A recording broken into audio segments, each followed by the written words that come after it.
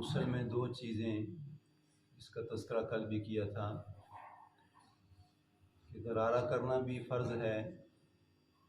اور ناک میں پانی پہنچانا نرم ہڈی تک یہ بھی پہنچانا فرض ہے۔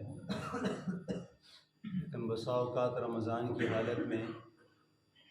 اب وضو میں یہ دونوں چیزیں سنت ہیں، منہ میں کلی کرنا یہ بھی سنت ہے اور ناک میں پانی لگانا یہ بھی سنت ہے۔ لیکن بعض حضرات ایسے ہوتے ہیں کہ جب وضو کرتے ہیں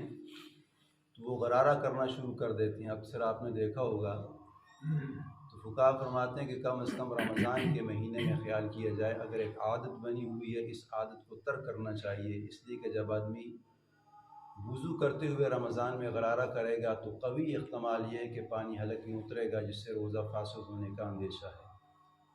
کیونکہ غرارہ کرے گا پانی حلق تک اترے گا تو اس سے روزہ فاسد ہو جائے گا۔ اسی طرح اگر ناک میں پانی لگا رہا ہے تو اگر ناک میں پانی لگا کے اوپر چڑھائے گا تو فقہا فرماتے ہیں کہ اس سے بھی آپ کا روزہ باطل ہو سکتا ہے، جس سے آپ کی قضا لازم ہوگی۔ دوسرا مسئلہ یہ ہے کہ انجیکشن لگانے کا کیا حکم ہے۔ اب رمضان میں بیمار ہو کے انسان ڈاکٹر صاحب کے پاس چلا گیا، اب اس نے ڈرپ لگا لی ہے یا کوئی ٹیکا وغیرہ انجیکشن لگا لی ہے، تو فقہا فرماتے ہیں کہ چاہے گوشت کا ٹیکا ہو، گوشت میں لگا رہا ہے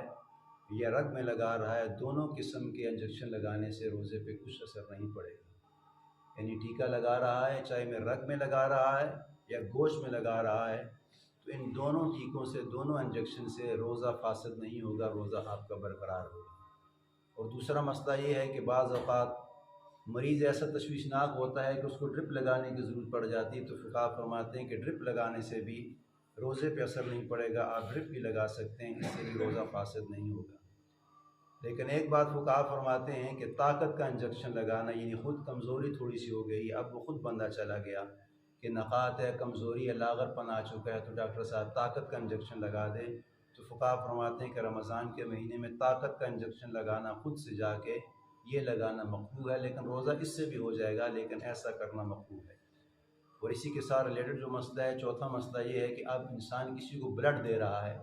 خون کی ضرورت آ چکی ہے، اب وہ بلڈ دینے چلا گیا ہے رمضان کے مہینے روزے کی حالت میں، تو فقہا فرماتے ہیں کہ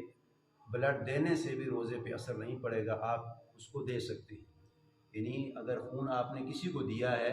اب اس لیے کہ لگے آپ کی رگ میں بھی ہے اور اس کی رگ میں بھی ہے، خون منتقل ہو رہا ہے، تو فقہا فرماتے ہیں کہ دینے والے کا بھی روزہ فاسد نہیں ہوگا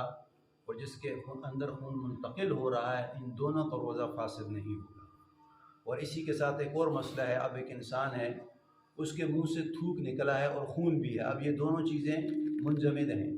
یعنی خون بھی ہے اور تھوک بھی ہے۔ اب ہم نے اس کو دیکھنا ہے کہ خون اور تھوک کی مقدار کتنی ہے۔ اب یعنی خون اتنا نکل چکا ہے کہ اب اس نے نگل لیا، خون کم ہے، تھوک زیادہ ہے، اس سے روزے پہ اثر نہیں پڑے گا، لیکن خون زیادہ ہے اور اس نے نگل لیا، اب خون کی آمیزش اس کی حلق نے محسوس کر لی ہے، اس لیے کہ خون کا ذائقہ اور ہے اور تھوک کا ذائقہ اور ہے۔ اب خون کی آمیزش اتنی ہے، اس کو معلوم ہو گیا کہ خون زیادہ حلق میں اتر چکا ہے، تو فقہا فرماتے ہیں کہ اس سے اس کا روزہ باطل ہو جائے گا، روزہ فاسد ہو جائے گا، اس لیے کہ خون زیادہ تھا، تھوک کم تھا، اور خون کی مقدار جب اس کے حلق میں زیادہ پہنچ چکی ہے تو فقہا فرماتے ہیں کہ اس سے روزہ فاسد ہو جائے گا۔ اللہ سے دعا ہے کہ اللہ تعالیٰ ہمیں کامل اتباع نصیب فرمائے۔